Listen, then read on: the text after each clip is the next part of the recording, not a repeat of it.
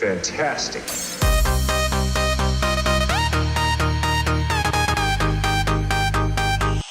E fala galera, beleza?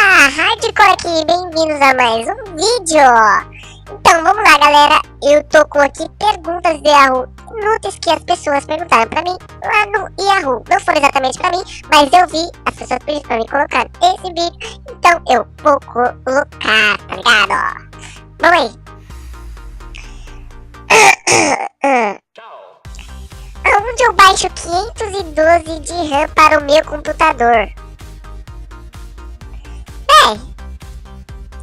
Você vai lá no baixa aqui. Se for no baixa aqui, você vai achar, véi, vai ter muita coisa pra você baixar no baixa aqui. Abaixa aqui que eu faço muita coisa pra você, dependendo do que for, tá ligado? Mas vai lá que você acha, véi. Onde eu baixo o processador do Core? Puta que merda, velho. Meu amigo falou que é rápido. Procurei no baixa aqui, mas não achei. Véi, se você baixar aqui pra mim, se você baixar aqui pra mim, não lá no site do baixa aqui, se você baixar aqui pra mim, eu passo pra você essa parada, tá ligado? Vírus do PC pode passar pras pessoas? Claro que pode, cara. Sabe esses psicopatas da vida que tem por aí no mundo? É porque eles pegaram o vírus do PC. Aí ficou assim. É uma merda, tá ligado? Eu não sei explicar direito pra vocês, mas é quase isso, tá ligado? Ai, cara. Que vida difícil. Olha, eu tenho 13 anos.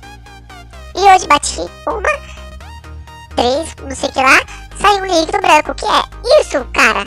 É leite paterno. Pra você que tem 13 anos e saiu um líquido, seu biruliruliru, é leite paterno. Pega e fala para suas amigas: olha, quer tomar leite paterno?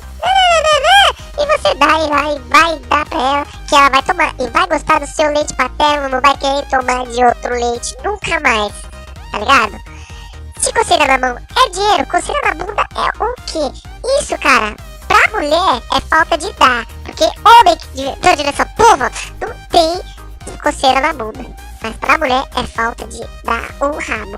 Se você é mulher e tá com coceira na bunda, vai dar o rabo que passa. Bem, deixa eu ver esse porra. Eu tenho 17 anos e ainda não tive minha primeira menstruação. Minha irmã tem 14 anos. Teve a dela com 14 anos. Demora porque eu sou um garoto. Bem. Bem, seu inútil filho da puta. Tu é homem, rapaz. Pra que você vai querer menstruar, filha da puta? Véi, isso é um merda. E é isso aí, galera.